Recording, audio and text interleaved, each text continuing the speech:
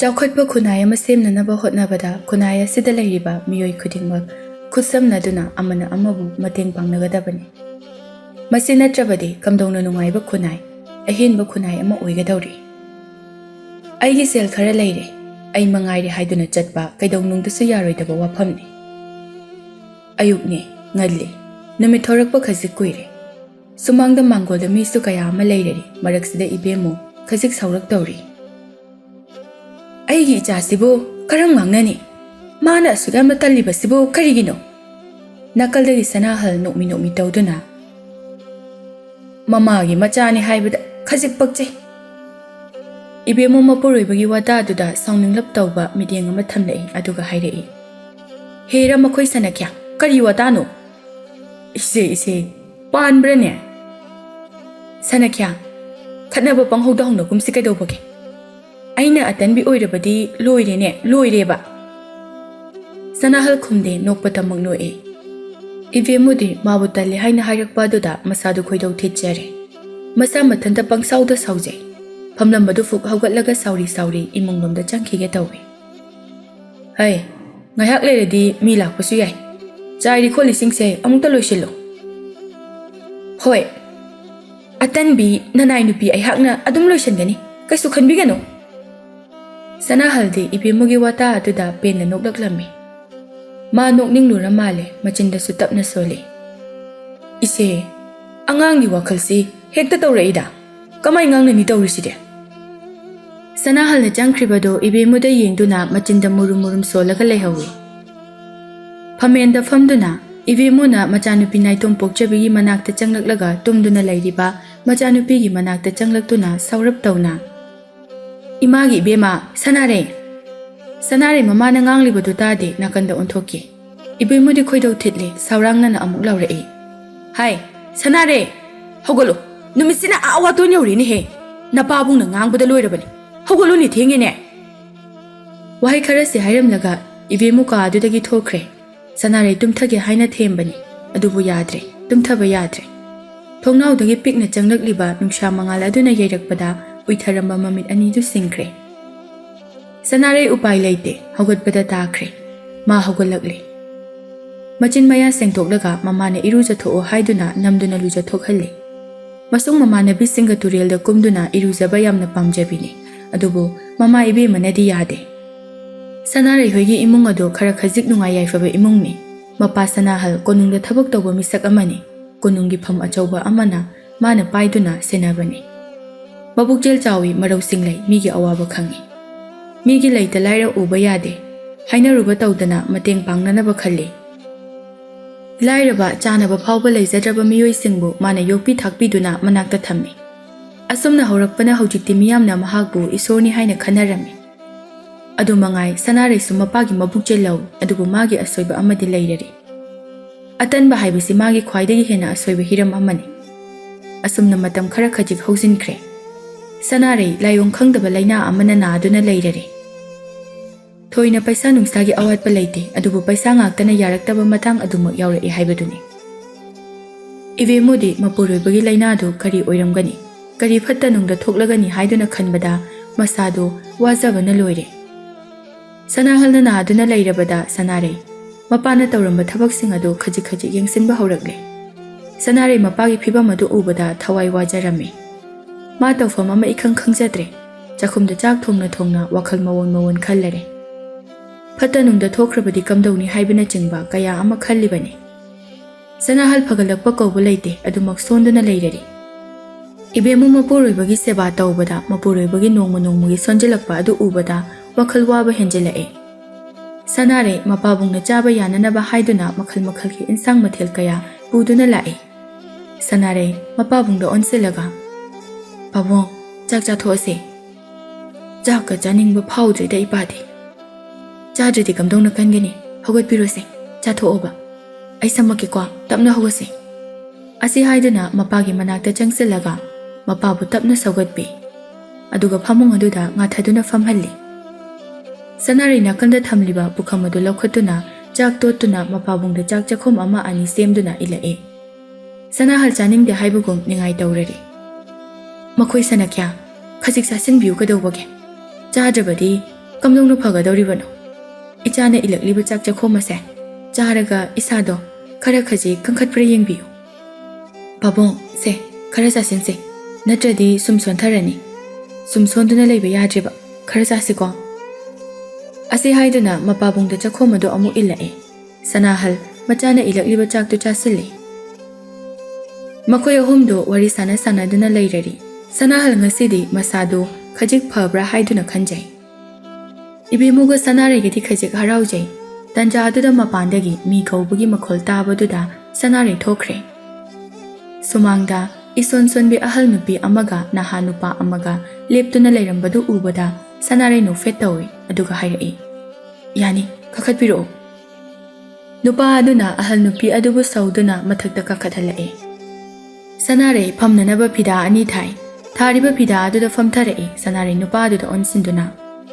ꯀꯩ ꯇꯥꯟꯅꯁꯤꯒꯦ ꯅꯍꯥ ꯅꯨꯄꯥ ꯑꯗꯨꯅ ꯁꯅꯥꯔꯩꯗ ꯑꯣꯟꯁꯤꯜꯂꯛꯏ ꯑꯗꯨꯒ ꯑꯩ ꯁꯣꯝꯒꯤ ꯃꯐꯝꯗ ꯋꯥꯐꯝ ꯈꯔ ꯍꯥꯏꯖꯒꯦ ꯍꯥꯏꯗꯨꯅ ꯂꯥꯛꯄꯅꯤ ꯌꯥꯅꯤ ꯍꯥꯏꯕꯤꯌꯨ ꯍꯦꯛꯇ ꯅꯨꯄꯥꯗꯨ ꯀꯞꯂꯤ ꯀꯞꯂꯤ ꯇꯧꯗꯨꯅ ꯇꯅꯤꯛ ꯂꯥꯎꯕ ꯈꯣꯟꯖꯦꯜꯗ ꯍꯥꯏꯔꯛꯏ ꯑꯩ ꯂꯥꯏꯔꯕꯅ ꯀꯝ ꯊꯦꯡꯅꯩ ꯆꯥꯅꯤꯡꯉꯥꯏ ꯊꯛꯅꯤꯡꯉꯥꯏ ꯐꯥꯎꯕ ꯐꯖꯅ ꯂꯩꯖꯗꯦ ꯅꯣꯡꯃꯒꯤ ꯑꯐꯪ ꯁꯨꯔꯒ ꯆꯥꯖꯕ ꯃꯤꯅꯤ ꯑꯗꯨꯅ ꯑꯩꯒꯤ ꯏꯃꯥꯁꯦ ꯑꯩꯅ ꯌꯦꯡꯁꯤꯟꯕ ꯉꯝꯖꯗ꯭ꯔꯦ ꯌꯥꯔꯒꯗꯤ ꯁꯣꯝꯅ ꯑꯃꯨꯛꯇ ꯑꯩꯒꯤ ꯏꯃꯥꯁꯤꯕꯨ ꯌꯦꯡꯁꯤꯟꯕꯤꯌꯨ ꯑꯩꯅ ꯉꯝꯂꯕ ꯃꯇꯝꯗ ꯑꯃꯨꯛ ꯂꯧꯖꯒꯦ ꯃꯇꯝ ꯈꯔꯒꯤꯗꯤ ꯑꯩꯒꯤ ꯑꯁꯣꯟꯕꯤ ꯏꯃꯥꯁꯦ ꯃꯐꯝ ꯑꯁꯤꯗ ꯊꯝꯖꯒꯦ ꯀꯩꯁꯨ ꯀꯥꯏꯗꯦ ꯃꯐꯝ ꯑꯁꯦ ꯃꯤꯌꯥꯝꯒꯤꯅꯤ ꯑꯉꯝꯕ ꯃꯇꯦꯡ ꯄꯥꯡꯖꯒꯦ ꯃꯤꯒꯤ ꯁꯦꯕꯥ ꯇꯧꯖꯒꯦ ꯍꯥꯏꯗꯨꯅ ꯂꯩꯖꯔꯤꯕꯅꯤ ꯌꯥꯅꯤ ꯑꯁꯣꯝꯗ ꯏꯃꯥ ꯑꯁꯤꯕꯨ ꯄꯨꯁꯤꯟꯕꯤꯔꯝꯃꯨ ꯏꯃꯥ ꯍꯣꯏꯒꯤ ꯂꯦꯡꯒꯥ ꯌꯥꯝꯅꯁꯨ ꯂꯩ ꯅꯨꯡꯉꯥꯏꯅ ꯂꯩꯖꯁꯅꯤꯗ ꯏꯃꯥꯁꯦ ꯌꯥꯝ ꯋꯥꯅꯁꯨ ꯎꯔꯤ ꯑꯃꯨꯛꯇ ꯃꯅꯨꯡꯗ ꯊꯝꯂꯨꯁꯤ ꯑꯗꯨꯒ ꯑꯃꯨꯛ ꯋꯥꯔꯤ ꯃꯈꯥ ꯁꯥꯟꯅꯁꯤ ꯑꯁꯤ ꯍꯥꯏꯗꯨꯅ ꯁꯅꯥꯔꯩꯅ ꯑꯍꯜ ꯅꯨꯄꯤ ꯑꯗꯨꯕꯨ ꯁꯝꯗꯨꯅ ꯃꯈꯥ ꯊꯪꯕ ꯌꯨꯝ ꯑꯗꯨꯗ ꯊꯅꯝꯂꯒ ꯑꯃꯨꯛ ꯂꯥꯛꯏ ꯅꯍꯥ ꯅꯨꯄꯥ ꯑꯗꯨꯒꯤ ꯃꯥꯏꯊꯣꯡꯗ ꯇꯥꯔꯤꯕ ꯃꯃꯤ ꯑꯗꯨ ꯑꯗꯨꯃꯛ ꯈꯪꯕ ꯉꯝꯂꯦ ꯅꯤꯡꯉꯝꯗꯕꯒꯤ ꯃꯃꯤ ꯑꯃꯗꯤ ꯇꯥꯔꯔꯤ ꯁꯅꯥꯔꯩ ꯆꯪꯁꯤꯟꯗꯨꯅ ꯅꯨꯄꯥ ꯑꯗꯨꯗ ꯇꯞꯂꯞ ꯋꯥꯍꯪ ꯍꯪꯂꯛꯏ ꯃꯤꯡ ꯀꯩ ꯀꯧꯕꯤꯕꯒꯦ ꯂꯝꯅ ꯀꯗꯥꯏꯗꯒꯤ ꯅꯍꯥ ꯅꯨꯄꯥꯗꯨ ꯁꯅꯥꯔꯩꯗ ꯑꯣꯟꯁꯤꯜꯂꯛꯏ ꯑꯗꯨꯒ ꯏꯁꯥꯒꯤ ꯑꯣꯏꯖꯕ ꯊꯤꯔꯤꯉꯩꯗ ꯏꯁꯥꯒꯤ ꯏꯃꯤꯡ ꯂꯩꯐꯝꯒ ꯍꯥꯏꯕ ꯀꯥꯎꯊꯣꯛꯂꯨꯔꯦ ꯑꯩꯒꯤ ꯃꯤꯡ ꯊꯣꯏꯕ ꯑꯁꯤꯒꯤ ꯑꯋꯥꯡꯈꯨꯜ ꯑꯁꯤꯗꯒꯤꯅꯤ ꯃꯔꯛꯇ ꯏꯃꯥꯕꯨ ꯌꯦꯡꯕ ꯂꯥꯛꯄꯤꯌꯨ ꯑꯩꯁꯨ ꯄꯥꯎ ꯍꯥꯏꯖꯔꯛꯀꯦ ꯏꯃꯥꯅ ꯎꯅꯤꯡꯉꯦ ꯍꯥꯏꯔꯕꯁꯨ ꯊꯣꯏꯗꯣꯛꯄ ꯋꯥꯍꯩ ꯍꯥꯏꯕꯤꯒꯅꯨ ꯅꯨꯡꯉꯥꯏꯅ ꯂꯩꯔꯤ ꯍꯥꯏꯗꯨꯅ ꯑꯗꯨꯃꯛ ꯈꯟꯕꯤꯌꯨ ꯏꯃꯥꯒꯤ ꯑꯋꯥꯕꯁꯦ ꯑꯩ ꯌꯦꯡꯕ ꯉꯝꯗ꯭ꯔꯦ ꯁꯣꯜꯂꯦ ꯌꯥꯝꯅ ꯁꯣꯟꯖꯤꯜꯂꯦ ꯊꯕꯛ ꯑꯃ ꯇꯧꯕꯗ ꯑꯩ ꯂꯩꯇꯥꯐꯝ ꯈꯪꯗꯦ ꯌꯨꯝꯗ ꯏꯃꯥ ꯏꯆꯥ ꯈꯛꯇꯅꯤ ꯂꯩꯕ ꯑꯗꯨꯅ ꯌꯥꯝꯅ ꯋꯥꯏ ꯊꯕꯛ ꯆꯠꯊꯣꯛꯄꯗ ꯏꯁꯥꯁꯦ ꯍꯥꯏꯐꯝ ꯈꯪꯗꯅ ꯋꯥꯏ ꯃꯤ ꯈꯔꯅ ꯁꯣꯝꯒꯤꯁꯤꯗ ꯑꯁꯨꯝꯅ ꯑꯍꯜ ꯑꯉꯥꯡ ꯂꯩꯇ ꯂꯥꯏꯔ ꯃꯌꯥꯝ ꯑꯁꯤꯕꯨ ꯌꯦꯡꯁꯤꯟꯕꯤ ꯁꯣꯝꯗ ꯋꯥꯐꯝ ꯑꯁꯤ ꯍꯥꯏꯔꯒ ꯇꯥꯟꯅꯕꯤꯌꯨ ꯍꯥꯏꯗꯨꯅ ꯈꯨꯔꯥ ꯑꯃꯅ ꯍꯥꯏꯔꯛꯄꯗꯒꯤ ꯁꯣꯝꯒꯤ ꯃꯅꯥꯛꯇ ꯂꯥꯛꯆꯕꯅꯤ ꯁꯣꯝꯗꯤ ꯂꯥꯏꯔꯕ ꯑꯩꯈꯣꯏꯒꯤꯗꯤ ꯏꯁꯣꯔꯅꯤ ꯑꯁꯤ ꯍꯥꯏꯗꯨꯅ ꯃꯈꯨꯠ ꯑꯅꯤꯗꯨ ꯂꯣꯟꯅꯗꯨꯅ ꯈꯨꯔꯨꯝꯃꯤ ꯁꯅꯥꯔꯩ ꯑꯗꯨꯝꯅ ꯍꯦꯛ ꯇꯧꯔꯛꯄ ꯑꯗꯨꯗ ꯈꯖꯤꯛ ꯅꯨꯡꯉꯥꯏꯖꯗꯦ ꯇꯍꯥ ꯑꯗꯨꯝꯅ ꯇꯧꯕꯤꯒꯅꯨ ꯑꯩꯈꯣꯏ ꯃꯤꯑꯣꯏꯕ ꯉꯥꯛꯇꯅꯤ ꯑꯉꯝꯕ ꯃꯇꯦꯡ ꯄꯥꯡꯅꯕꯗ ꯀꯔꯤꯁꯨ ꯈꯟꯕꯤꯒꯅꯨ ꯑꯗꯨꯝꯅ ꯇꯧꯕꯤꯒꯅꯨ ꯑꯩ ꯅꯨꯡꯉꯥꯏꯖꯗꯦ ꯊꯣꯏꯕ ꯁꯅꯥꯔꯩꯒꯤ ꯃꯐꯝꯗ ꯀꯞꯇꯨꯅ ꯋꯥꯐꯝ ꯀꯌꯥ ꯑꯃ ꯍꯥꯏꯔꯝꯂꯒ ꯃꯐꯝ ꯑꯗꯨꯗꯒꯤ ꯆꯠꯈ꯭ꯔꯦ ꯇꯟꯖꯥꯗꯨꯗ ꯏꯃꯨꯡꯗꯒꯤ ꯃꯃꯥꯅ ꯀꯟꯅ ꯂꯥꯎꯔꯛꯄꯗꯨ ꯇꯥꯕꯗ ꯁꯅꯥꯔꯩ ꯄꯥꯈꯠꯅ ꯆꯦꯟꯁꯤꯜꯂꯛꯏ ꯎꯔꯦ ꯐꯃꯨꯡꯗ ꯏꯁꯤꯁꯤꯅ ꯇꯥꯗꯨꯅ ꯂꯩꯔꯤꯕ ꯃꯄꯥꯕꯨꯡ ꯑꯗꯨ ꯏꯕꯦꯝꯃꯨ ꯊꯋꯥꯏ ꯌꯥꯎꯗ꯭ꯔꯕ ꯃꯄꯨꯔꯣꯏꯕꯒꯤ ꯍꯛꯆꯥꯡ ꯑꯗꯨ ꯍꯧꯒꯠꯂꯣ ꯍꯥꯏꯕꯒꯤ ꯃꯇꯥꯒꯨꯝ ꯅꯣꯝꯗꯨꯅ ꯃꯄꯨꯔꯣꯏꯕꯕꯨ ꯍꯧꯗꯣꯛꯂꯤ ꯁꯅꯥꯔꯩ ꯄꯥꯈꯠꯅ ꯆꯦꯟꯁꯤꯜꯂꯛꯇꯨꯅ ꯃꯄꯥꯕꯨ ꯍꯧꯗꯣꯛꯅꯕ ꯍꯣꯠꯅꯩ ꯑꯗꯨꯕꯨ ꯇꯥꯕꯤꯗ꯭ꯔꯦ ꯏꯕꯦꯝꯃꯨ ꯀꯞꯅ ꯅꯪꯗꯤ ꯑꯩ ꯆꯠꯄ ꯉꯥꯏꯗꯨꯅ ꯂꯩꯔꯤꯕꯣꯏꯔꯦ ꯀꯩꯒꯤꯅꯣ ꯁꯅꯈ꯭ꯌꯥ ꯅꯪꯅ ꯑꯁꯨꯝꯅ ꯇꯧꯔꯤꯁꯤꯕꯣ ꯅꯆꯥꯅꯨꯄꯤꯒ ꯑꯩꯒꯕꯨ ꯀꯅꯥꯗ ꯁꯤꯟꯅꯔꯝꯕꯒꯦ ꯁꯅꯈ꯭ꯌꯥ ꯍꯧꯒꯠꯂꯣ ꯁꯅꯥꯔꯩ ꯀꯞꯂꯒ ꯄꯥꯕꯨꯡ ꯍꯧꯒꯠꯂꯣ ꯀꯩꯅꯣ ꯅꯪꯅ ꯑꯁꯨꯝꯅ ꯂꯩꯔꯝꯃꯤꯁꯤꯕꯣ ꯅꯪꯕꯨ ꯍꯧꯖꯤꯛꯇ ꯏꯁꯥ ꯈꯔ ꯀꯟꯈꯠꯀꯨꯝ ꯇꯧꯋꯦ ꯍꯥꯏꯅ ꯍꯥꯏꯔꯝꯕꯗꯥꯏꯅꯦ ꯍꯧꯒꯠꯂꯣ ꯄꯥꯕꯨꯡ ꯁꯦ ꯍꯧꯒꯠꯂꯣ ꯊꯪꯅꯕ ꯌꯨꯝꯗꯨꯗ ꯂꯩꯔꯤꯕꯗꯣ ꯀꯞꯄꯒꯤ ꯃꯈꯣꯜ ꯇꯥꯕꯗꯨꯗ ꯆꯦꯟꯁꯤꯜꯂꯛꯏ ꯈꯨꯗꯛꯇ ꯈꯨꯟ ꯄꯨꯝꯕ ꯄꯥꯎ ꯌꯧꯏ ꯁꯅꯥꯍꯜ ꯊꯋꯥꯏꯒ ꯍꯛꯆꯥꯡꯒ ꯈꯥꯏꯗꯣꯛꯅꯈ꯭ꯔꯦ ꯄꯣꯂꯣꯏꯅꯕ ꯍꯥꯏꯗꯨꯅ ꯁꯦꯝ ꯁꯥꯔꯤ ꯏꯕꯦꯝꯃꯨꯗꯤ ꯒ꯭ꯌꯥꯟ ꯃꯥꯡꯈ꯭ꯔꯦ꯫ ꯃꯥ ꯂꯦꯛꯊꯗꯨꯅ ꯂꯩꯈ꯭ꯔꯦ꯫ ꯁꯅꯥꯔꯩꯗꯤ ꯃꯃꯥꯒꯤ ꯃꯇꯧ ꯑꯗꯨꯗ ꯃꯁꯥꯗꯨ ꯄꯥꯈꯠꯄ ꯐꯥꯎꯖꯩ꯫ ꯃꯄꯥꯒꯤ ꯑꯋꯥꯕ ꯂꯣꯏꯗ꯭ꯔꯤꯉꯩ ꯑꯋꯥꯕ ꯑꯃꯃꯨꯛ ꯍꯥꯞꯆꯤꯜꯂꯛꯄ ꯇꯥꯔꯗ꯭ꯔꯥ ꯍꯥꯏꯗꯨꯅ ꯈꯟꯖꯩ꯫ ꯑꯁꯨꯝꯅ ꯄꯣꯂꯣꯏꯕ ꯂꯣꯏꯈ꯭ꯔꯦ, ꯃꯊꯧ ꯃꯉꯝ ꯄꯥꯡꯊꯣꯛꯈ꯭ꯔꯦ꯫ ꯏꯕꯦꯝꯃꯨ ꯃꯁꯥꯗꯨ ꯏꯁꯣꯟ ꯁꯣꯟꯊꯕꯒꯨꯝ ꯂꯩꯔꯔꯦ, ꯀꯟꯈꯠꯂꯨ ꯍꯥꯏꯕ ꯌꯥꯗ꯭ꯔꯦ, ꯁꯣꯂꯤ ꯁꯣꯂꯤ ꯇꯧꯔꯔꯦ꯫ ꯁꯅꯥꯍꯜ ꯃꯃꯥꯒꯤ ꯍꯛꯆꯥꯡꯒꯤ ꯐꯤꯕꯝ ꯑꯗꯨ ꯎꯕꯗ ꯃꯥ ꯃꯁꯥꯗꯨ ꯄꯥꯈꯠꯄ ꯄꯣꯛꯆꯩ꯫ ꯍꯥꯏꯖꯩ, ꯃꯃꯥꯗ ꯑꯅꯥꯕ ꯂꯩꯔꯒꯗꯤ ꯍꯥꯏꯔꯛꯑꯣ, ꯄꯩꯁꯥꯒꯤ ꯈꯟꯒꯅꯨ, ꯃꯥ ꯂꯥꯌꯦꯡꯒꯦ ꯍꯥꯏꯗꯨꯅ꯫ ꯑꯗꯨꯕꯨ ꯏꯕꯦꯝꯃꯨ ꯑꯅꯥꯕ ꯂꯩꯇꯦ, ꯆꯥꯗ ꯊꯛꯇꯕꯒꯤ ꯃꯁꯥꯗꯨ ꯁꯣꯟꯊꯕꯅꯤ, ꯊꯣꯏꯅ ꯑꯅꯥꯕ ꯅꯠꯇꯦ ꯍꯥꯏꯗꯨꯅ ꯍꯥꯏꯔꯛꯏ꯫ ꯁꯅꯥꯔꯩꯁꯨ ꯑꯗꯨꯝꯅ ꯍꯥꯏꯕ ꯑꯗꯨꯗ ꯊꯣꯏꯗꯣꯛꯅ ꯈꯟꯖꯤꯜꯂꯨꯗ꯭ꯔꯦ꯫ ꯆꯥꯗꯕꯒꯤꯁꯨ ꯑꯣꯏꯔꯝꯕ ꯌꯥꯏ ꯈꯟꯗꯨꯅ ꯃꯃꯥꯕꯨ ꯑꯍꯥꯎꯕ ꯃꯊꯦꯜ ꯂꯨꯀꯣꯏ ꯂꯥꯡꯗꯨꯅ ꯄꯤꯖꯔꯦ꯫ ꯃꯃꯥꯅ ꯇꯧꯔꯝꯕ ꯊꯕꯛ ꯈꯨꯗꯤꯡꯃꯛ ꯍꯧꯖꯤꯛꯇꯤ ꯁꯅꯥꯔꯩꯅ ꯂꯣꯏꯅ ꯇꯧꯕꯗ ꯇꯥꯔꯦ꯫ ꯅꯣꯡꯃꯈꯛꯀꯤ ꯑꯣꯏꯅ ꯊꯕꯛ ꯑꯗꯨ ꯇꯧꯕꯗ ꯊꯣꯏꯗꯣꯛꯅ ꯈꯟꯖꯤꯜꯂꯨꯗꯦ, ꯑꯗꯨꯕꯨ ꯅꯨꯡꯇꯤꯒꯤ ꯌꯨꯝꯒꯤ ꯊꯕꯛ ꯇꯧꯔꯛꯄ ꯑꯗꯨꯗ ꯁꯅꯥꯔꯩꯗꯨ ꯇꯟꯁꯤꯜꯂꯛꯄ ꯐꯥꯎꯔꯛꯂꯦ꯫ ꯃꯃꯥ ꯈꯪꯍꯟꯗꯅ ꯌꯨꯝꯒꯤ ꯊꯕꯛ ꯏꯪꯈꯥꯡ ꯇꯧꯅꯅꯕ ꯅꯨꯄꯤ ꯃꯆꯥ ꯑꯃ ꯊꯝꯕ ꯍꯧꯔꯛꯏ꯫ ꯏꯕꯦꯝꯃꯨ ꯀꯔꯤꯁꯨ ꯈꯪꯖꯗꯦ, ꯃꯥꯗꯤ ꯑꯄꯪꯕꯤꯅꯤ, ꯃꯆꯥꯅ ꯍꯥꯏꯕꯗ ꯂꯣꯏꯅꯃꯛ ꯊꯥꯖꯔꯤꯕꯤꯅꯤ꯫ ꯏꯕꯦꯝꯃꯨꯅ ꯃꯆꯥꯗꯗꯤ ꯍꯪꯉꯤ ꯅꯨꯄꯤ ꯃꯆꯥ ꯑꯁꯤ ꯀꯅꯥꯅꯣ ꯍꯥꯏꯗꯨꯅ, ꯑꯗꯨꯕꯨ ꯁꯅꯥꯔꯩꯅ ꯏꯔꯥꯏ ꯂꯥꯏꯅ ꯈꯨꯝꯗꯣꯔꯛꯏ, ꯑꯩꯈꯣꯏꯒꯤ ꯁꯪꯂꯦꯟꯗ ꯂꯩꯕꯅꯤ, ꯑꯩꯒꯤ ꯊꯕꯛ ꯃꯇꯦꯡ ꯄꯥꯡꯒꯦ ꯍꯥꯏꯗꯨꯅ ꯂꯥꯛꯂꯤꯕꯅꯤ꯫ ꯑꯁꯨꯝ ꯇꯧꯅ ꯅꯨꯃꯤꯠ ꯈꯔꯅꯤ ꯍꯧꯖꯤꯟꯈ꯭ꯔꯦ, ꯏꯕꯦꯝꯃꯨ ꯐꯒꯠꯂꯛꯄ ꯀꯧꯕ ꯂꯩꯇ꯭ꯔꯦ꯫ ꯁꯥꯒꯩꯒꯤ ꯑꯍꯜꯁꯤꯡꯅ ꯄꯥꯎꯇꯥꯛ ꯀꯌా ꯑꯃ ꯄꯤ, ꯌꯨꯝꯒꯤ ꯑꯍꯜ ꯂꯩꯈꯤꯗ꯭ꯔꯕꯅꯤꯅ ꯑꯋꯥꯕ ꯇꯥꯔꯛꯄ ꯌꯥꯏ, ꯃꯥꯏꯕ ꯇꯥꯅꯧ ꯍꯥꯏꯗꯨꯅ꯫ ꯁꯅꯥꯔꯩꯁꯨ ꯃꯃꯥꯒꯤ ꯃꯇꯧꯗꯨꯗ ꯃꯁꯥꯗꯨ ꯇꯧꯐꯝ ꯈꯪꯗ꯭ꯔꯕꯅꯤ꯫ ꯑꯍꯜ ꯑꯗꯨꯅ ꯑꯗꯨꯝꯅ ꯍꯦꯛ ꯍꯥꯏꯔꯛꯄ ꯑꯗꯨꯗ ꯃꯥꯁꯨ ꯍꯣꯏ ꯍꯥꯏꯗꯨꯅ ꯃꯥꯏꯕ ꯌꯦꯡꯕ ꯆꯠꯂꯔꯤ꯫ ꯋꯥꯔꯤ ꯄꯨꯝꯕ ꯂꯤꯗꯨꯅ ꯃꯥꯏꯕ ꯑꯗꯨꯗ ꯈꯪꯍꯜꯂꯤ꯫ ꯃꯥꯏꯕꯗꯨ ꯅꯨꯡꯁꯨꯛ ꯅꯨꯡꯖꯥꯅꯅ ꯍꯥꯏꯔꯛꯏ, ꯏꯕꯦꯝꯃ, ꯑꯣꯟꯊꯣꯛꯄꯅꯤꯗ꯫ ꯀꯩꯗꯧꯕ ꯌꯥꯎꯔꯒꯦ? ꯅꯄꯥꯕꯨꯡ ꯂꯩꯈꯤꯗꯕꯒꯤ ꯗꯁꯥ ꯂꯩ, ꯅꯄꯥ ꯏꯕꯨꯡꯉꯣ ꯏꯁꯤꯡꯒꯤ ꯁꯛꯂꯣꯟ ꯂꯧꯔꯔꯤꯅꯤ, ꯑꯗꯨꯒ ꯅꯃꯥꯅ ꯉꯥꯒꯤ ꯁꯛꯇꯝ ꯂꯧꯔꯔꯤ꯫ ꯏꯁꯤꯡ ꯃꯥꯅ ꯆꯠꯈ꯭ꯔꯕꯗ ꯉꯥ ꯃꯍꯥꯛꯇꯤ ꯀꯝꯗꯧꯅ ꯂꯩꯍꯧꯒꯅꯤ ꯏꯀꯪꯗ? ꯁꯅꯥꯔꯩ ꯋꯥꯗꯨꯗ ꯍꯥꯏꯐꯝ ꯈꯪꯗꯕ ꯆꯩꯅꯥ ꯑꯃ ꯐꯥꯎꯔꯛꯏ, ꯑꯗꯨꯕꯨ ꯃꯥ ꯀꯔꯤꯁꯨ ꯋꯥ ꯃꯈꯥ ꯇꯥꯔꯝꯗ꯭ꯔꯦ꯫ ꯃꯥꯏꯕ ꯑꯗꯨꯒ ꯋꯥꯔꯤ ꯑꯇꯩ ꯑꯇꯩ ꯈꯔ ꯁꯥꯟꯅꯔꯒ ꯑꯗꯨꯃꯛ ꯃꯌꯨꯝꯗ ꯍꯜꯂꯛꯏ꯫ ꯑꯁꯨꯝꯅ ꯊꯥ ꯈꯔ ꯍꯧꯖꯤꯟꯈ꯭ꯔꯦ꯫ ꯅꯣꯡꯃ ꯅꯣꯡꯃꯒꯤ ꯃꯐꯝ ꯑꯗꯨꯗ ꯃꯤ ꯂꯩꯕ ꯌꯥꯝꯁꯤꯜꯂꯛꯂꯦ꯫ ꯁꯅꯥꯔꯩ ꯃꯗꯨ ꯐꯥꯎꯕ ꯃꯥ ꯀꯔꯤꯁꯨ ꯈꯟꯖꯤꯜꯂꯨꯗꯦ, ꯊꯣꯏꯗꯣꯛꯄ ꯋꯥꯈꯜ ꯈꯟꯖꯤꯟꯗꯦ꯫ ꯄꯨꯛꯆꯦꯜ ꯆꯥꯎꯕꯒꯤ ꯍꯧꯅꯕꯤ ꯑꯗꯨꯃꯛ ꯂꯥꯛꯂꯤꯕ ꯃꯤꯌꯥꯝ ꯑꯗꯨꯕꯨ ꯇꯔꯥꯝ ꯇꯔꯥꯝ ꯑꯣꯛꯄꯤ, ꯃꯈꯣꯏꯕꯨ ꯀꯧꯁꯤꯟꯕꯤ꯫ ꯅꯣꯡꯃ ꯅꯨꯃꯤꯠ ꯑꯃꯅꯤ ꯁꯅꯥꯔꯩ ꯀꯩꯊꯦꯜ ꯀꯥꯅꯅꯕ ꯍꯥꯏꯗꯨꯅ ꯊꯣꯛꯂꯛꯄꯅꯤ꯫ ꯑꯗꯨꯕꯨ ꯃꯥꯅ ꯊꯣꯛꯂꯛꯄꯗ ꯃꯤꯌꯥꯝꯅ ꯃꯥꯕꯨ ꯎꯕꯗ ꯏꯁꯣꯔꯅꯤ ꯍꯥꯏꯗꯨꯅ ꯅꯤꯡꯐꯨꯡ ꯅꯤꯡꯐꯨꯡ ꯉꯥꯡꯅꯔꯝꯃꯤ, ꯃꯤꯌꯥꯝꯒꯤ ꯃꯤꯠꯅ ꯎꯕ ꯏꯁꯣꯔꯅꯤ ꯍꯥꯏꯗꯨꯅ ꯍꯥꯏꯅꯔꯝꯃꯤ꯫ ꯃꯄꯥ ꯏꯕꯨꯡꯉꯣꯕꯨ ꯃꯇꯝ ꯑꯃꯗ ꯃꯤꯌꯥꯝꯅ ꯏꯀꯥꯏ ꯈꯨꯝꯅꯕ ꯃꯤꯁꯛ ꯑꯃ ꯑꯣꯏꯕ ꯑꯃꯗꯤ ꯃꯤꯌꯥꯝꯒꯤ ꯐꯅꯅꯕ ꯊꯕꯛꯇ ꯇꯧꯔꯝꯕꯅꯤꯅ ꯑꯗꯨꯃꯛ ꯃꯤꯌꯥꯝꯅ ꯃꯈꯣꯏꯕꯨ ꯏꯀꯥꯏ ꯈꯨꯝꯅꯕꯅꯤ꯫ ꯁꯅꯥꯔꯩ ꯏꯟꯁꯥꯡ ꯅꯥꯄꯤꯁꯤꯡ ꯑꯗꯨ ꯄꯩꯁꯥ ꯑꯃꯠꯇ ꯃꯇꯤꯛ ꯅꯠꯇꯅ ꯑꯗꯨꯃꯛ ꯑꯍꯥꯏ ꯑꯍꯥꯏꯕ ꯄꯩꯁꯥꯁꯤꯡ ꯑꯗꯨ ꯄꯤꯔꯒ ꯄꯣꯠꯁꯤꯡ ꯑꯗꯨ ꯂꯩꯔꯔꯤ꯫ ꯑꯗꯨꯅ ꯀꯩꯊꯦꯜꯗ ꯐꯝꯂꯤꯕ ꯃꯤꯑꯣꯏꯁꯤꯡ ꯑꯗꯨ ꯃꯥ ꯂꯥꯛꯄ ꯎꯕꯗ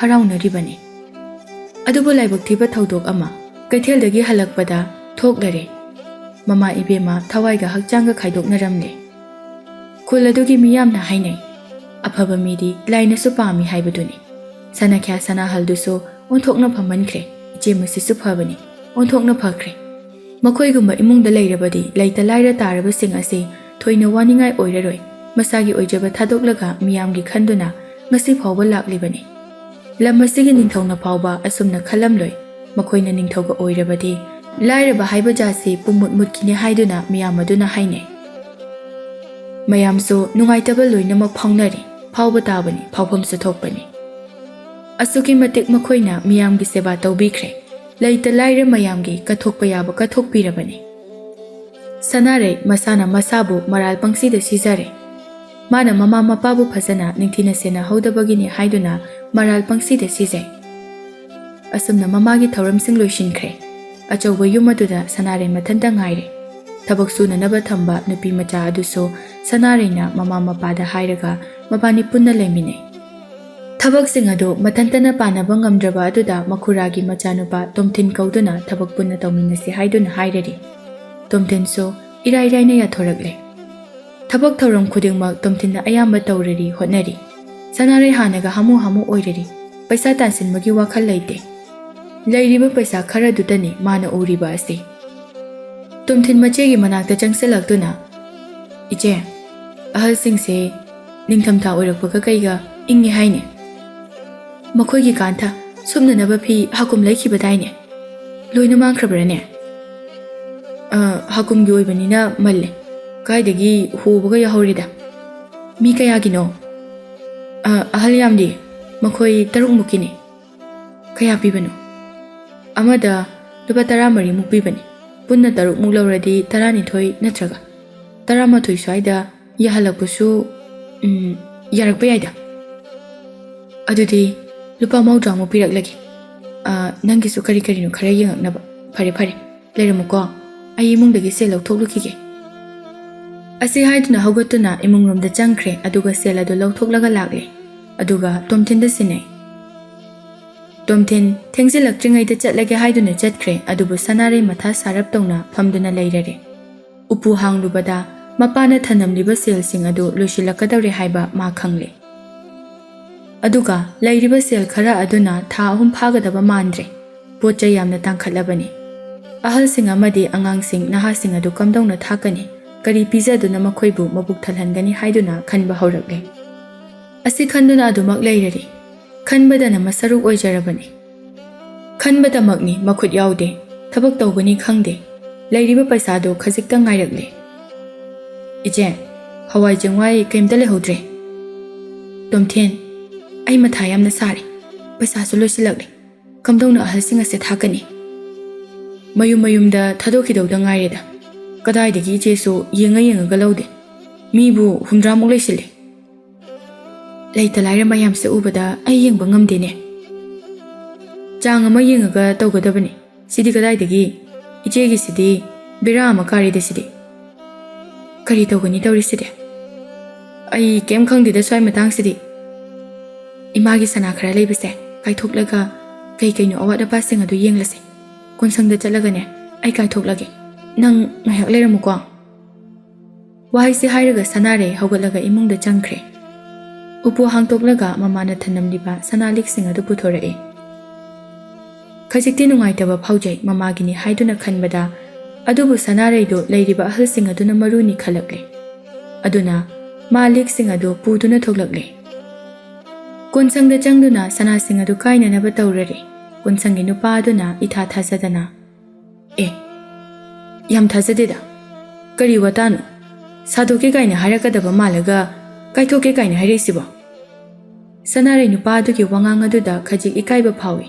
Mama mapana thanamba lan thum mayam adu magi haktakta loire khanbada nungaijade. Malle anauba masadoke haiduna tawbani.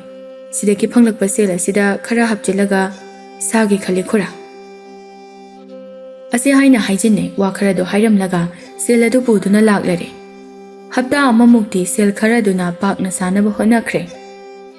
Sanare matha saba haurakle. Ahing nungthil tumba yadre chasanba yadre. Nongma numit amani sanare ahing adu tumu yadabadagi ngaho yumgi thong adu hangtoktuna thoklakpani. Mangolda famduna leirambadu kari wakhal khalurabano khangde. Sanare sumang yaurakle. Sumangdagi sorok yaurakle. Masamana iphapana lakpani kanagumba kiganba miyoy ama oirabadi boot break thokle haiduna kiduna chenakibasu yaribani. Asomna wakhalna mangduna thoklakpadu ma mafam khangdre ma gyan tadre adu maglakpani. Tanja aduda nupa ama makhutta podium thawum puduna laklare. Masadu kizaduna mafam adu phawba yoksilakle. Nupa adu kibana suloirabani. Machinda jagat ki lai masing khangdaba makhaisu sonduna laklare. Madauna thi haina haigadawribra. Ure lambida masam isang sangna thadoktuna chatlibi nupi ama chatuna leiramba adu ma ure. Nupa adu kijabana thak ni. Makhongda amuk yengthai. Uba ngamde, uba phangde. Makhongdu phi singaduna chauna lekhibana. Nupa adu usannadana adu makchatnanaba hotnai. Mamit mana usilaga namana panglaga khongthang adu yangna thangduna laklare. Sanare gyan khangta tarae tapna machinda soli. Karaita chatlina tawrisina. Chalambadu chaplepi aduga maning haifet onthorakpani. Nupa adudi maninga onthorakpaduda masadu thakatkre. Sanare di ichamchamna mi kana chatli haiduna yenglakpani. Ahingdu kibana ma yenglakpani. Nakandagi nupa adu ꯂꯥꯎꯅ ꯀꯥꯟꯗꯨꯅ ꯆꯠꯂꯤ꯫ ꯁꯅꯥꯔꯩ ꯅꯨꯄꯥꯗꯨꯒꯤ ꯈꯨꯆꯠ ꯑꯗꯨꯗ ꯈꯖꯤꯛ ꯀꯤꯖꯕ ꯐꯥꯎꯏ꯫ ꯕꯨꯠ ꯄꯦꯠ ꯑꯣꯏꯔꯝꯒꯗ꯭ꯔꯥ ꯍꯥꯏꯗꯨꯅ ꯑꯗꯨꯕꯨ ꯈꯨꯆꯠ ꯂꯥꯛꯆꯠ ꯑꯗꯨꯗ ꯕꯨꯠ ꯑꯣꯏꯔꯣꯏ ꯈꯟꯗꯨꯅ ꯀꯧꯔꯒ ꯀꯔꯥꯏ ꯌꯧꯒꯅꯤ ꯍꯥꯏꯗꯨꯅ ꯍꯪꯒꯦ ꯈꯟꯗꯨꯅ ꯀꯧꯔꯛꯏ꯫ ꯀꯔꯥꯏ ꯌꯧꯕꯤꯒꯗꯕꯅꯣ? ꯅꯨꯄꯥ ꯑꯗꯨꯗꯤ ꯑꯗꯨꯝꯅꯒ ꯀꯧꯔꯛꯄꯗꯨꯗ ꯊꯛ ꯊꯛ ꯅꯤꯛꯂꯦ꯫ ꯆꯞ ꯂꯦꯞꯄꯤ, ꯈꯨꯝꯗꯦ, ꯃꯥ ꯈꯨꯝꯂꯛꯇꯦ꯫ ꯈꯣꯡꯊꯥꯡꯗꯨ ꯂꯥꯎꯅ ꯊꯥꯡꯗꯨꯅ ꯆꯠꯅꯅꯕ ꯍꯣꯠꯅꯕꯗ ꯃꯐꯝ ꯆꯥꯗꯕ ꯀꯣꯡꯀꯨꯠ ꯑꯃꯗ ꯄꯨꯊꯗꯨꯅ ꯃꯈꯣꯡ ꯑꯗꯨ ꯂꯩꯊꯦꯛꯇꯨꯅ ꯇꯨꯁꯤꯜꯂꯤ꯫ ꯃꯈꯨꯠꯇ ꯄꯥꯏꯔꯝꯕ ꯄꯣꯠꯆꯩꯁꯤꯡ ꯑꯗꯨ ꯂꯩꯃꯥꯏꯗ ꯕꯨꯛ ꯕꯨꯛ ꯇꯥꯈ꯭ꯔꯦ꯫ ꯁꯅꯥꯔꯩ ꯄꯥꯈꯠꯅ ꯆꯦꯟꯁꯤꯜꯂꯛꯇꯨꯅ ꯅꯨꯄꯥ ꯑꯗꯨꯗ ꯕꯨꯠꯅ ꯃꯅꯥꯛꯇ ꯆꯪꯂꯛꯂꯦ ꯈꯟꯗꯨꯅ ꯄꯣꯠꯁꯤꯡ ꯑꯗꯨ ꯂꯧꯈꯠꯇꯕ ꯃꯈꯩ ꯍꯣꯠꯇꯅ ꯆꯦꯟꯈ꯭ꯔꯦ, ꯍꯟꯅ ꯌꯦꯡꯂꯝꯗ꯭ꯔꯦ꯫ ꯁꯅꯥꯔꯩ ꯅꯨꯄꯥ ꯑꯗꯨꯒꯤ ꯃꯑꯣꯡ ꯑꯗꯨ ꯎꯕꯗ ꯈꯖꯤꯛ ꯉꯛꯆꯥꯅꯩ, ꯑꯗꯨꯕꯨ ꯃꯥ ꯊꯣꯏꯅ ꯈꯟꯖꯤꯜꯂꯨꯗ꯭ꯔꯦ꯫ ꯃꯥꯅ ꯍꯧꯖꯤꯛ ꯎꯔꯤꯕꯁꯤ ꯃꯤꯠꯃꯥꯡꯗ ꯂꯩꯔꯤꯕ ꯄꯣꯠꯁꯤꯡ ꯑꯗꯨꯗ ꯃꯤꯇꯥꯔꯛꯂꯦ꯫ ꯆꯥꯅꯅꯕ ꯏꯟꯁꯥꯡ ꯅꯥꯄꯤꯁꯤꯡꯅꯤ꯫ ꯁꯅꯥꯔꯩ ꯑꯀꯤꯕꯒ ꯐꯥꯎꯗꯕ ꯃꯈꯩ ꯄꯣꯠꯁꯤꯡ ꯑꯗꯨ ꯁꯠ ꯈꯨꯟꯖꯤꯜꯂꯒ ꯇꯍꯥ ꯃꯌꯨꯝꯂꯣꯝꯗ ꯂꯥꯛꯂꯦ꯫ ꯃꯊꯪꯒꯤ ꯅꯨꯃꯤꯠꯇꯨꯅꯤ ꯂꯩꯀꯥꯏ ꯃꯤꯌꯥꯝꯗꯨ ꯅꯤꯡꯐꯨꯡ ꯉꯥꯡꯅꯕ ꯍꯧꯔꯛꯂꯦ꯫ ꯁꯅꯥ ꯈꯣꯡꯅꯥꯡ ꯃꯅꯥꯛꯇ ꯕꯨꯠ ꯅꯨꯄꯤ ꯑꯃ ꯊꯣꯛꯂꯦ ꯍꯥꯏꯗꯨꯅ꯫ ꯁꯅꯥꯔꯩ ꯄꯥꯎ ꯑꯗꯨ ꯇꯥꯔꯕꯅꯤ, ꯑꯗꯨꯕꯨ ꯃꯥ ꯃꯅꯥ ꯃꯅꯤꯟ ꯅꯥꯏꯗꯦ꯫ ꯃꯧꯄꯥꯗꯗꯤ ꯄꯥꯎ ꯈꯨꯗꯤꯡꯃꯛ ꯇꯝꯃꯤ꯫ ꯇꯣꯝꯊꯤꯟ ꯃꯆꯦꯒꯤ ꯋꯥꯗꯨꯗ ꯉꯛꯂꯞ ꯌꯦꯡꯂꯛꯏ꯫ ꯑꯦ, ꯀꯔꯤ ꯋꯥꯅꯣ ꯏꯆꯦ? ꯅꯪꯒꯤꯗꯨꯗꯤ ꯁ꯭ꯋꯥꯏꯕ ꯂꯥꯎꯏꯅꯦ꯫ ꯍꯦ, ꯀꯟꯅ ꯂꯥꯎꯒꯅꯣꯃꯤ, ꯇꯞꯅ ꯍꯥꯏꯌꯨ, ꯃꯤꯅ ꯇꯥꯈꯤꯅꯤ꯫ ꯑꯩꯗꯤ ꯀꯩꯁꯨ ꯍꯦꯟꯅ ꯈꯜꯂꯝꯗꯕꯅꯤ꯫ ꯏꯃꯝꯒ ꯃꯝꯕꯗꯨꯗ ꯕꯨꯠ ꯑꯣꯏꯅ ꯈꯟꯗꯨꯅ ꯂꯩꯔꯕꯖꯥꯠꯅꯤ꯫ ꯀꯔꯤꯅꯣ, ꯃꯥꯅ ꯇꯨꯁꯤꯟꯈꯤꯕꯗꯨꯗ ꯍꯧꯒꯠꯄꯤꯒꯦ ꯍꯥꯏꯗꯨꯅ ꯆꯪꯕꯗꯅꯦꯕ ꯃꯥꯅ ꯄꯣꯠ ꯍꯨꯟꯇꯣꯛꯂꯝꯂꯒ ꯆꯦꯟꯈ꯭ꯔꯤꯁꯦ꯫ ꯇꯣꯝꯊꯤꯟ ꯋꯥꯈꯜ ꯁꯥꯒꯠꯂꯛꯏ꯫ ꯃꯥ ꯋꯥꯈꯜ ꯉꯥꯏꯍꯥꯛ ꯈꯟꯗꯨꯅ ꯂꯩ, ꯑꯗꯨꯒ ꯃꯆꯦꯗ ꯍꯥꯏꯔꯛꯏ꯫ ꯏꯆꯦ, ꯄꯩꯁꯥꯁꯨ ꯂꯩꯁꯤꯜꯂꯛꯇ꯭ꯔꯦ, ꯁꯤꯒꯤ ꯄꯣꯠꯁꯤ ꯇꯧꯕ ꯌꯥꯏꯅ꯫ ꯁꯅꯥꯔꯩꯁꯨ ꯋꯥꯈꯜ ꯉꯥꯏꯍꯥꯛ ꯈꯜꯂꯤ, ꯑꯗꯨꯒ ꯍꯥꯏꯔꯛꯏ꯫ ꯍꯣꯏꯅꯦ, ꯑꯩꯁꯨ ꯈꯜꯂꯝꯂꯤꯕꯅꯤ, ꯅꯪꯅ ꯁꯪꯉꯒ ꯀꯩꯀꯩ ꯇꯧꯕ ꯌꯥꯏꯅ꯫ ꯁꯦ ꯂꯩꯇ꯭ꯔꯦ, ꯁꯤ ꯅꯠꯇꯅ ꯎꯄꯥꯏ ꯂꯩꯇꯦ꯫ ꯑꯁꯨꯝꯅ ꯑꯅꯤꯗꯨ ꯋꯥꯔꯤꯗꯨꯗ ꯔꯥꯏ ꯇꯥꯟꯅꯔꯦ꯫ ꯇꯣꯝꯊꯤꯟꯅ ꯃꯥꯕꯨ ꯁꯪꯕ ꯍꯥꯏꯕꯁꯤꯗ ꯔꯥꯏ ꯇꯥꯟꯅꯔꯕꯅꯤ꯫ ꯁꯅꯥꯔꯩ ꯑꯗꯨꯝꯅ ꯍꯦꯛ ꯇꯧꯕꯗ ꯃꯁꯥꯗ ꯈꯖꯤꯛ ꯅꯨꯡꯉꯥꯏꯇꯕ ꯐꯥꯎꯏ, ꯑꯗꯨꯕꯨ ꯁꯨꯅꯤꯡꯗꯕ ꯅꯣꯝꯅꯤꯡꯗꯕꯅꯤꯅ ꯃꯗꯨ ꯅꯠꯇꯅ ꯀꯔꯤꯁꯨ ꯎꯄꯥꯏ ꯂꯩꯇꯕꯅꯤ꯫ ꯅꯣꯡꯃ ꯅꯠꯇ꯭ꯔꯒ ꯅꯣꯡꯃꯗꯤ ꯁꯣꯏꯗꯅ ꯈꯪꯂꯛꯀꯗꯕ ꯋꯥꯐꯝꯅꯤ ꯍꯥꯏꯕ ꯑꯅꯤꯃꯛ ꯈꯪꯂꯤꯕꯅꯤ, ꯑꯗꯨꯕꯨ ꯊꯣꯏꯗꯣꯛꯄ ꯋꯥꯈꯜ ꯑꯗꯣꯝꯗ ꯊꯥꯗꯗꯦ꯫ ꯉꯥꯏꯍꯥꯛꯀꯤ ꯈꯜꯂꯛꯄ ꯋꯥꯈꯜꯅꯤ ꯈꯜꯂꯤꯕꯁꯦ꯫ ꯑꯁꯨꯝꯅ ꯅꯨꯃꯤꯗꯥꯡ ꯇꯥꯁꯤꯜꯂꯛꯂꯦ꯫ ꯁꯅꯥꯔꯩꯒ ꯇꯣꯝꯊꯤꯟꯒꯗꯨ ꯆꯥꯛ ꯆꯥꯊꯣꯛꯂꯒ ꯁꯅꯥꯔꯩ ꯂꯣꯏꯁꯤꯟꯕ ꯍꯧꯏ꯫ ꯄꯨꯡꯉꯧ ꯐꯅꯦꯛꯇꯨꯃ ꯁꯦꯠꯂꯒ ꯐꯤ ꯑꯉꯧꯕ ꯑꯃ ꯏꯟꯁꯤꯜꯂꯤ, ꯑꯗꯨꯒ ꯃꯁꯝꯗꯨ ꯐꯥꯍꯜꯂꯤ꯫ ꯇꯁꯦꯡꯅ ꯌꯦꯡꯕꯗ ꯕꯨꯠꯇ ꯕꯨꯠ ꯃꯥꯟꯈ꯭ꯔꯦ꯫ ꯇꯣꯝꯊꯤꯟ ꯁꯅꯥꯔꯩꯒꯤ ꯃꯇꯧꯗꯨ ꯑꯗꯨꯃꯛ ꯌꯦꯡꯉꯤ, ꯑꯗꯨꯒ ꯇꯞꯂꯞꯅ ꯍꯥꯏꯔꯛꯏ꯫ ꯏꯆꯦ, ꯃꯥꯜꯂꯦꯍꯦ, ꯑꯗꯨꯗ ꯈꯨꯠꯀꯤ ꯑꯉꯧꯕꯗꯨꯒ ꯃꯥꯏꯒꯤ ꯑꯉꯧꯕꯗꯨꯒꯅ ꯈꯖꯤꯛ ꯃꯥꯜꯍꯟꯗ꯭ꯔꯦ꯫ ꯀꯩꯅꯣ ꯈꯔ ꯇꯩꯁꯤꯜꯂꯨꯗꯅ꯫ ꯍꯥꯃꯨꯛ ꯅꯠꯇꯅ ꯀꯔꯤ ꯇꯩꯔꯨꯅꯤ? ꯍꯥꯃꯨꯛ ꯇꯩꯁꯦ, ꯃꯅꯤꯡꯗꯒꯤ ꯀꯣꯔꯐꯨꯗꯨ ꯄꯨꯔꯛꯑꯣ꯫ ꯇꯣꯝꯊꯤꯟ ꯃꯆꯦꯅ ꯍꯥꯏꯕꯒ ꯍꯧꯗꯅ ꯆꯠꯈ꯭ꯔꯦ꯫ ꯍꯥꯃꯨꯛ ꯄꯛꯄ ꯀꯣꯔꯐꯨ ꯑꯗꯨ ꯄꯨꯗꯨꯅ ꯂꯥꯛꯂꯔꯤ꯫ ꯁꯅꯥꯔꯩ ꯀꯣꯔꯐꯨꯗꯒꯤ ꯑꯃꯨꯕ ꯌꯥꯎꯔꯤꯕ ꯍꯥꯃꯨꯛ ꯈꯔꯗꯨ ꯃꯈꯨꯠꯇ ꯅꯥꯟꯗꯨꯅ ꯃꯃꯥꯏ ꯃꯃꯤꯠ ꯃꯈꯨꯠ ꯃꯁꯥꯗ ꯂꯣꯏꯅ ꯇꯩꯁꯤꯜꯂꯤ꯫ ꯃꯥꯜꯂꯦ, ꯉꯜꯂꯤꯕꯣ? ꯅꯠꯇ꯭ꯔꯒ ꯉꯥꯏꯍꯥꯛ ꯂꯩꯔꯒ ꯊꯣꯛꯁꯤꯔꯣ? ꯉꯥꯏꯍꯥꯛ ꯂꯩꯔꯒ ꯊꯣꯛꯁꯦ, ꯈꯖꯤꯛ ꯉꯜꯂꯤꯌꯦ꯫ ꯑꯅꯤꯗꯨ ꯃꯝꯁꯤꯟꯕ ꯑꯍꯤꯡ ꯄꯨꯡꯑꯣꯏ ꯑꯣꯏꯕ ꯉꯥꯏꯗꯨꯅ ꯂꯩꯔꯔꯤ꯫ ꯉꯁꯤꯁꯨ ꯁꯅꯥꯔꯩ ꯉꯔꯥꯡꯒꯤ ꯄꯨꯡ ꯑꯗꯨꯗ ꯊꯣꯔꯛꯂꯦ꯫ ꯇꯣꯝꯊꯤꯟ ꯃꯆꯦ ꯑꯃꯗ ꯇꯥꯁꯤꯟꯗꯨꯅ ꯂꯩꯔꯔꯤ꯫ ꯁꯅꯥꯔꯩꯗꯤ ꯍꯪꯀꯠ ꯍꯟꯗꯥ ꯆꯠꯇꯨꯅ ꯂꯩꯔꯔꯤ꯫ ꯉꯁꯤꯁꯨ ꯑꯗꯨ ꯃꯉꯥꯏ, ꯑꯍꯜ ꯑꯣꯏꯔꯕꯤ ꯑꯍꯜ ꯑꯃꯒ ꯅꯍꯥ ꯑꯣꯏꯔꯕ ꯅꯨꯄꯥ ꯑꯃꯒ ꯂꯝꯕꯤꯗꯨꯗ ꯂꯥꯛꯂꯔꯤ꯫ ꯑꯅꯤꯗꯨ ꯀꯤꯕꯅ ꯂꯣꯏꯔꯕꯅꯤ, ꯀꯤꯖꯔꯦ, ꯕꯨꯠ ꯊꯣꯛꯑꯦ ꯍꯥꯏꯕꯗꯒꯤ ꯀꯤꯔꯕꯅꯤ꯫ ꯑꯗꯨꯕꯨ ꯑꯅꯤꯗꯨ ꯂꯥꯛꯂꯦ꯫ ꯑꯍꯜ ꯅꯨꯄꯤ ꯑꯗꯨꯅ ꯎꯔꯔꯦ ꯅꯨꯄꯤ ꯑꯃ ꯂꯦꯞꯇꯨꯅ ꯂꯩꯕꯗꯨ, ꯑꯗꯨꯕꯨ ꯑꯉꯥꯡ ꯅꯨꯄꯥ ꯑꯗꯨ ꯀꯤꯈ꯭ꯔꯅꯤ ꯈꯟꯗꯨꯅ ꯀꯔꯤꯁꯨ ꯍꯥꯏꯗꯦ꯫ ꯈꯪꯖꯟꯅꯗꯕ ꯁꯥꯗꯨꯅ ꯑꯗꯨꯃꯛ ꯂꯥꯛꯏ꯫ ꯁꯅꯥꯔꯩ ꯃꯤ ꯂꯥꯛꯄꯒꯤ ꯃꯈꯣꯜ ꯇꯥꯕꯗꯨꯗ ꯍꯥꯏꯐꯦꯠ ꯑꯣꯟꯊꯣꯔꯛꯏ꯫ ꯍꯅꯨꯕꯤ ꯑꯗꯨꯒꯤ ꯅꯥꯀꯟꯗ ꯆꯠꯂꯝꯕ ꯅꯨꯄꯥ ꯃꯆꯥ ꯑꯗꯨ ꯀꯤꯅ ꯂꯥꯎꯔꯛꯏ꯫ ꯍꯅꯨꯕꯤ ꯑꯗꯨꯅ ꯐꯥꯊꯅꯕ ꯍꯣꯠꯅꯕꯅꯤ, ꯑꯗꯨꯕꯨ ꯌꯥꯗ꯭ꯔꯦ꯫ ꯃꯕꯣꯛꯄꯨ ꯆꯤꯡꯗꯨꯅ ꯆꯠꯁꯤ ꯊꯨꯅ ꯆꯠꯁꯤ ꯍꯥꯏꯗꯨꯅ ꯆꯤꯡꯗꯨꯅ ꯄꯨꯕꯗ ꯍꯅꯨꯕꯤ ꯑꯗꯨꯒꯤ ꯃꯈꯨꯠꯇ ꯄꯥꯏꯔꯛꯄ ꯁꯦꯜ ꯈꯔ ꯑꯗꯨ ꯇꯥꯍꯧꯔꯦ꯫ ꯁꯅꯥꯔꯩ ꯃꯈꯣꯏ ꯆꯠꯈ꯭ꯔꯦ ꯈꯟꯕꯒ ꯆꯪꯁꯤꯟꯗꯨꯅ ꯁꯦꯜ ꯑꯗꯨ ꯂꯧꯁꯤꯜꯂꯤ꯫ ꯂꯨꯄꯥ 10 ꯆꯞꯄꯤ ꯑꯃ ꯇꯥꯗꯨꯅ ꯂꯩꯔꯝꯃꯤ꯫ ꯁꯅꯥꯔꯩ ꯑꯍꯜꯗꯒꯤ ꯑꯗꯨꯝꯅ ꯂꯧꯕ ꯑꯗꯨꯗ ꯃꯥ ꯅꯨꯡꯉꯥꯏꯇꯦ, ꯑꯗꯨꯕꯨ ꯎꯄꯥꯏ ꯂꯩꯃꯟꯗꯕꯅ ꯑꯗꯨꯝꯅ ꯇꯧꯔꯛꯄꯅꯤ꯫ ꯑꯁꯨꯝꯅ ꯆꯌꯣꯜ ꯑꯃꯔꯣꯝ ꯑꯗꯨꯝꯅ ꯇꯧꯗꯨꯅ ꯂꯥꯛꯏ꯫ ꯃꯤꯌꯥꯝꯅ ꯕꯨꯠ ꯐꯥꯅꯅꯕ ꯁꯪꯗꯨꯅ ꯂꯩꯅꯤ ꯍꯥꯏꯕ ꯍꯥꯏꯅꯔꯛꯄꯗꯒꯤ ꯅꯨꯃꯤꯠꯇꯨꯃꯗꯤ ꯃꯥ ꯊꯣꯛꯇꯦ, ꯑꯗꯨꯃꯛ ꯃꯌꯨꯝꯗ ꯂꯦꯡꯗꯅ ꯂꯩ꯫ Kana amatana mana tawi khangdabana Sanaribu hanagum ikai khumnaba utlari. Mabu isorni haiduna khanaribani. Lekai miyamdu punsinnaduna maiba kauduna puja kaya ama tawthoi. Adubu phaba kauba laite haiduna lekai miyamdu hainarami. Kamdongnadi oithokani mini thawai panba jiba natte. Mangloi laison tinsona tanba yagadaba natte. Nongma numit amani Sanarei nungdangda thoklaktuna hanagum laklari. Ngasidi mafam adu hongle, mafam atopa amada oina chatlari. Pangtheng thengribani matam adu. Khuladugi khwaidagi ina khunba paisa paiba miyoi amani mana thabak halakpadu khajik thengtokre. Sanarei mi lakpagi khonjal tabaduda haifet onthorei. Nupa adudi urabani mana leiribadu ure. Adubu ushinadana chatlari. Makhutasu jetna pairi posak ama. Sanarei tapna nupa adugi matung inai. Nupa adu kina khongthang karadi thangli. Adubu ma kidaba saduna laklari. Sanarei na nason pikna. Pairiba poto piramo. Nupa adu tasinade adumak jatli. Sanarei na pairagliba poto piramo. Natrabadi aina nangbo hatkani. Tumthin laptakna ui. Soinaba tare khanduna taha jelai. Aduga khangbagi mawongda kana laurai. Chalamba nupa adu chapleptuna matung onthorei. Imu muba masagadu ubada mamit khak tarak uba aduda nupa adu kiduna ima haina lauduna phamthakre. Makhuta pairamba pot adu leimaida takre. Tumthin nupa adugi manakta changsilaga nupa adubu haugatpirami. Tumthin na taha. Chalhorasi khura lao. Ngaifu aigi pot se tahore. Khura nangi pot khajigasina kaisu maru oidi. Isagi thawaisina maru oidro. Lao natrabadi siminaba tare. Itomda chakhragebu thengnarabanina amuk nungaitre. Khura lao chalase. Sanarei tapna anidugi manakta changsilai. Tumthin kiba sasinai. Aduga nupa adugi makhutu chingduna puduna chatkre. Nupa adu hanna yengduna lei. Ukre. Sanarei na kunthaduna potsing adu puduna chatkibadu ukre. Nupa adu tumthinda onsinduna. Ibungo ase butnate sasinabani. Aigi poto puduna chenkre. Dada makhong lebak tahudi karaidagi sasinabanoda yengurnu lao.